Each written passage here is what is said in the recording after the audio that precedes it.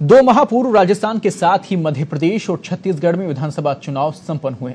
इस दौरान नवंबर 2018 में यहां कई दावेदार राजनीतिक दलों की टिकट के लिए ज्योतिषियों की शरण में पहुंचे थे। इनमें कईयों की किस्मत बाद में चेती और टिकट मिलने के बाद ही चुनाव भी जीता। देश में आम चुनाव मई में प्रस्तावित होने और मार्च माह में आदर्श आचार संहिता लगने की संभावना के चलते टिकट के दावेदार फिर से ज्योतिष नगरी में अपना राजनीतिक भविष्य तलाश रहे हैं। और यही वजह है कि गुजरात के पूर्व शिक्षा मंत्री, यूपी के लीमड़ी से चेयरमैन सहित कई विधायक और मंत्री यहां अब तक आ चुके हैं। देखिए विशेष रिपोर्ट।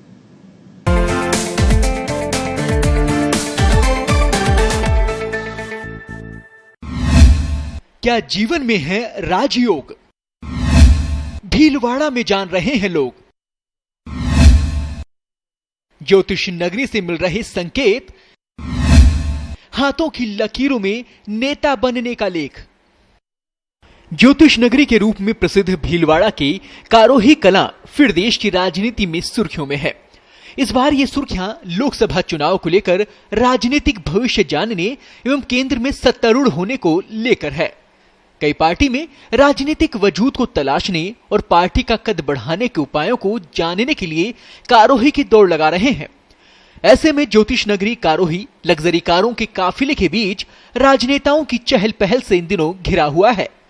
जिला मुख्यालय से 25 किलोमीटर दूर भीलवाड़ा राजसमंद मार्ग पर स्थित कारोही कला की देश में पहचान ज्योतिष नगरी के रूप में है। यहां वर्ष पर्यंत लोगों की आवाजाही, करियर, परिवार और व्यवसाय में सुख समृद्धि बनी रहे, ये जानने के साथ ही विवाह समेत विभिन्न आयोजनों के शुभ मुहूर्त निकालने के लिए बनी रहती है। यहाँ की ज्योतिष विद्या इतनी प्रसिद्ध है कि राजनेता हो या अभिनेता या फिर अधिकारी, यहाँ तक कि विदेशी मेहमान भी अपना भविष्य जानने उत्सुकता के साथ यहाँ पहुंचते हैं। लेकिन इन दिनों यहाँ राजनेताओं और राजनीतिक दलों के कार्यकर्ताओं का ही मेला लगा हुआ है। विधायक के बाद अब सांसद 2 माह पूर्व राजस्थान के साथ ही मध्य प्रदेश और छत्तीसगढ़ में विधानसभा चुनाव संपन्न हुए हैं। इस दौरान नवंबर 2018 में यहां कई दावेदार राजनीतिक दलों की टिकट के लिए ज्योतिषियों की शरण में पहुंच रहे हैं। इनमें कईयों की किस्मत बाद में चेती और टिकट मिलने के साथ चुनाव भी जीता। देश में आम चुनाव मई में प्रस्तावित होने और मार्च माह में आदर्श आचार संहिता लगने की संभावना के चलते टिकट के दावेदार फिर ज्योतिष नगरी में अपना राजनीतिक भविष्य तलाश रहे हैं। यही वजह है कि गुजरात के पूर्व शिक्षा मंत्री, यूपी के लीमड़ी से चेयरमैन सहित कई विधायक और मंत्री यहां अब तक आ चुके हैं।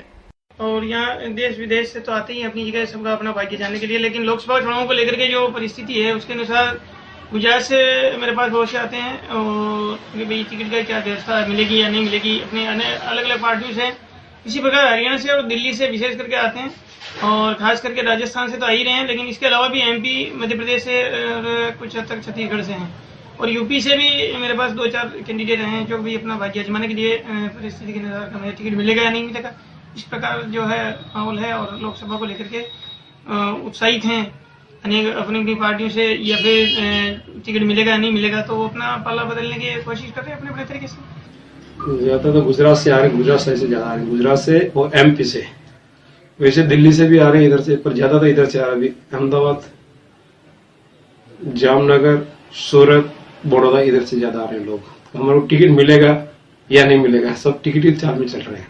एमपी से भी लोग आ रहे हैं, सब टिकट की लाली चल रही है, टिकट मिलेगा तो जीत भी होगी कि नहीं होगी, इस तरह से भी चल रही है, ज्यादा था ये। अच्छा, आप किस आधार पर उनको ये बताते हैं कि भी टिकट मिलेगा, या क्या बहस क्या रहता है? उनकी जन्मपत्री देखिए, जन्मपत्री, फिर लग्न पत्रिका, लग्न प्रश्न का उत्तर क्या मिलेगा, टिकट मिलेगा तो जीत भी होगी, उसके ग्रह का आकलन किया। अच्छा, अब तक ऐसा कोई बड़ा आदमी आया है अभी इन दिनों में? ऐसा बाहर का कोई अन्य राज्य का कोई ऐसा बड़ा आदमी आया हो टिकट के लिए मांग करने की, आपसे सवाल जवाब करने के लिए कोई पहुंचा हो तो बताएं।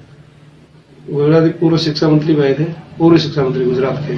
अच्छा, और एक भी यूपीएससी चेयरमैन आए थे, लीमड़ी के यूपीएससी चेयरमैन, वो टिकट को हमारा टिकट मिलेगा, पहले 2 बार खर्च नहीं मिला, नहीं मिलेगा कि नहीं मिलेगा, इस तरह। 2019 में आने वाले लोकसभा चुनाव जो आगामी होने हैं उसको लेकर के काफ़ी लोगों में माहौल बना हुआ है कि विधानसभा के चुनाव को देखते हुए भारतीय जनता पार्टी और कांग्रेस के अंदर भारी मुकाबले का योग बना हुआ था।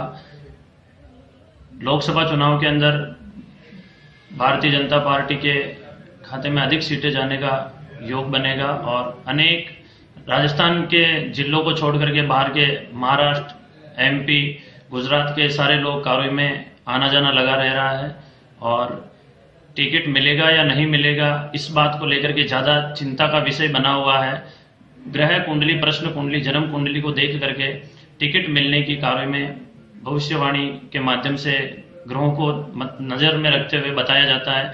यहाँ पहुंच रहे नेताओं के चेहरों पर पार्टी के साथ ही उनके भविष्य को लेकर चिंता की रेखाएं स्पष्ट दिखाई दे रही हैं।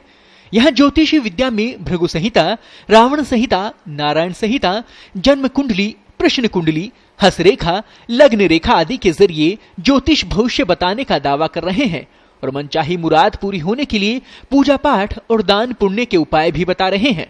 यहाँ आने वाले नेताओं के अधिकतर सवाल राजनीतिक होते हैं।